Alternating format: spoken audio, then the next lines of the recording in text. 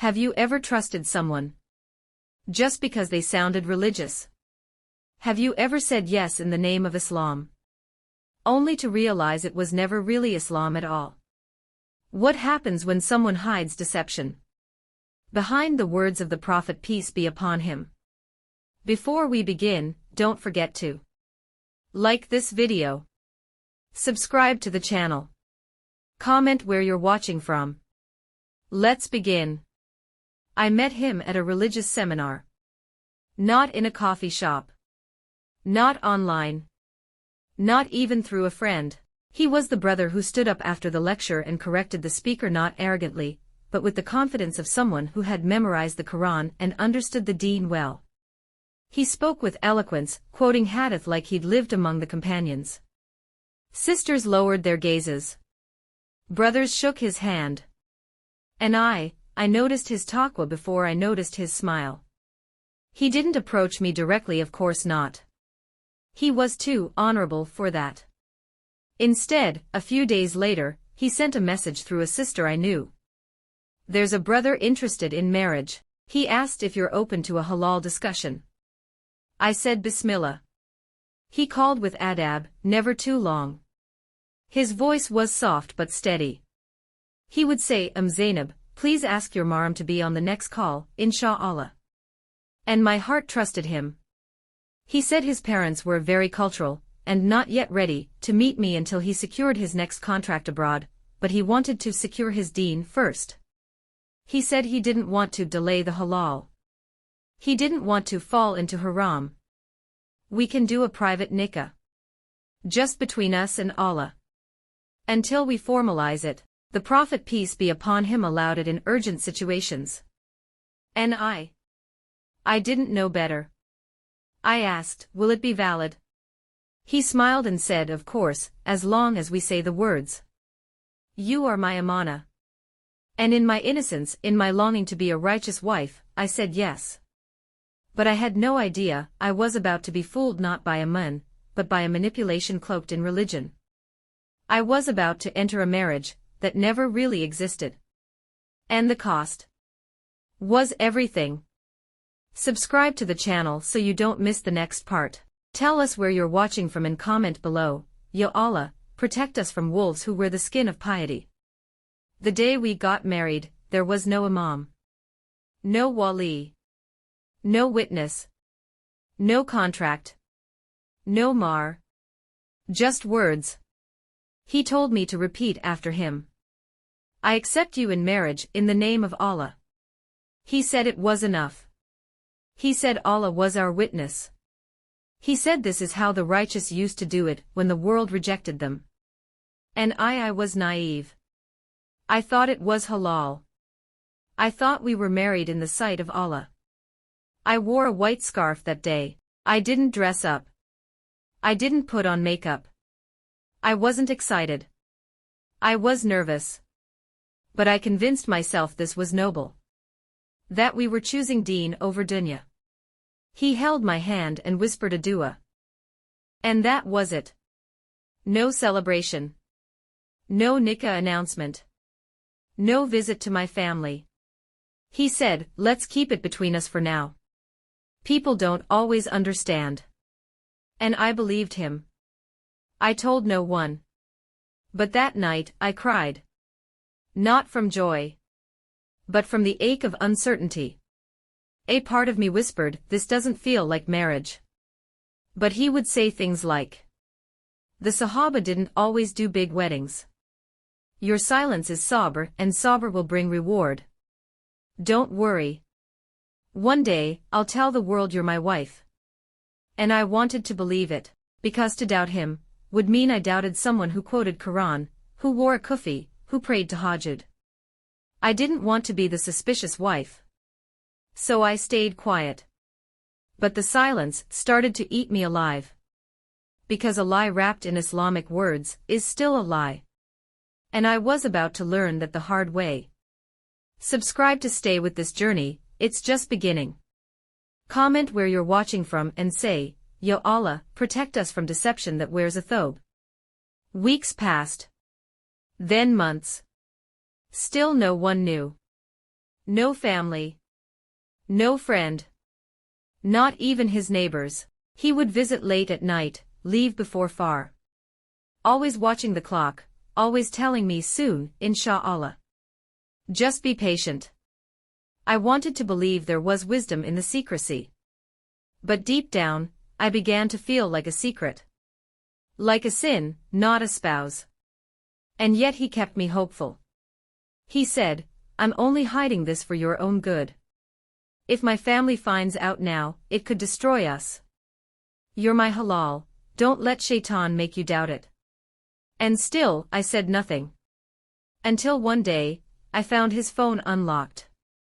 I wish I didn't open it. But I did. And what I saw, a message to another sister, let's do a secret Nikkah soon. I'll guide you just like I did the last one. The last one, that was me. I froze. My throat tightened. He was planning to do it again. Same manipulation. Same deception. Same misuse of Islam to trap someone else. Suddenly, I didn't feel like a wife. I felt like a victim. Of spiritual abuse. Of emotional deception. Of a man who wore a sunnah beard but had the heart of a liar. I confronted him. And he didn't even flinch. He said, there's nothing wrong with it, I'm allowed to marry more than one. You should know that. But this wasn't polygyny. This was predatory. This was evil dressed in sunnah phrases. That day something broke inside me. Not just my trust in him, but my confidence in myself. How could I have fallen for this? How could I, who wore hijab, who prayed qiyam, who made istikhara, how could I not see it? But Allah had a plan. Because sometimes, He lets the truth come out in pieces. So that when it all crashes, you don't go down with it. And that crash was coming soon. This is not just her story. It's a warning for many. Comment, Ya Allah, let no one misuse your name for evil again. Tell us where you're watching from, and subscribe to witness how Allah turns pain into power. I sat on the prayer mat, shaking. The phone still in my hand. The messages still on the screen. His voice still echoing in my ears. You're not the only one. But you're the one I chose to guide first. The one he chose to guide. I wasn't a student. I wasn't a follower. I was his wife, at least that's what I thought. But that night, I realized, I was nothing but a trial to him. A means to fulfill his desires while pretending it was dua. Tears burned my eyes as I whispered, Ya Allah, was this my qadr? Or was I blind to the signs? Then it hit me. I remembered the doubts before the Nikkah. The red flags I ignored. How I never met his parents. How he rushed everything. How he didn't let me bring witnesses of my own. And how he recited the khutbah himself. Was it even a real Nikkah? Or was it a game wrapped in Quran and Sunnah? I picked up my phone, and searched for his name online. What I found broke me. A forum post. A sister warning others.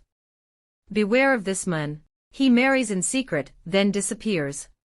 He's done it to me, and others. Another post. Another warning. Same name.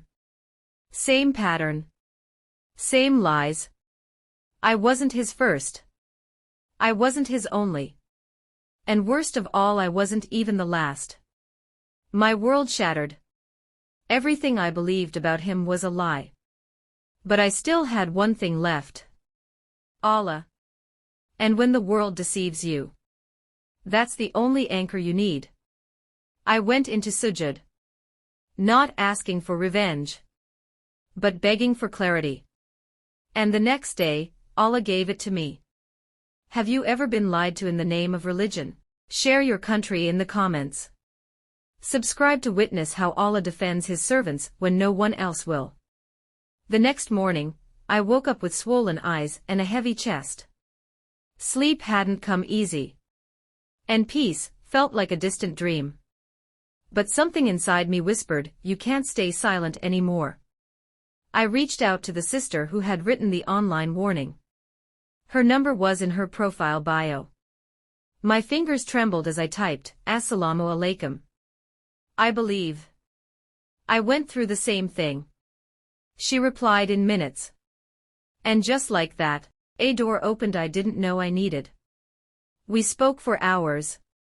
Voice notes, tears, heartbreaks, every word she said was like hearing my own story being replayed.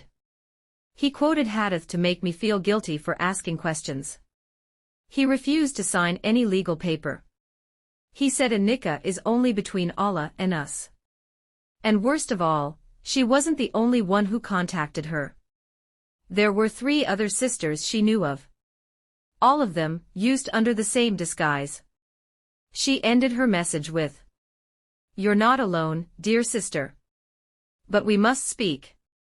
Even if our voices shake." That's when I realized. This wasn't just a personal heartbreak. This was a pattern of manipulation, and it wore a religious mask. I felt violated. Emotionally, spiritually, mentally. I didn't just lose a man. I almost lost my trust in Islam because of him. But that's what Shaitan wants. To make us blame the deen for the actions of a deceiver. So I made a decision. I would not let him rob me of my faith. He lied in the name of Allah, but Allah never lies. And I knew, the one who exposed him to me would also heal me from him. I picked up the Quran that night. And the page that opened said, "And whoever fears Allah, he will make for him a way out." Surah At-Talaq chapter 65 verse 2. I cried. This time not from betrayal, but from the sweetness of being remembered by Allah, even when I forgot myself. Have you ever trusted someone who used Islam to manipulate? Comment where you're watching from. Subscribe for part 6 when Allah brings helpers from where you never expected.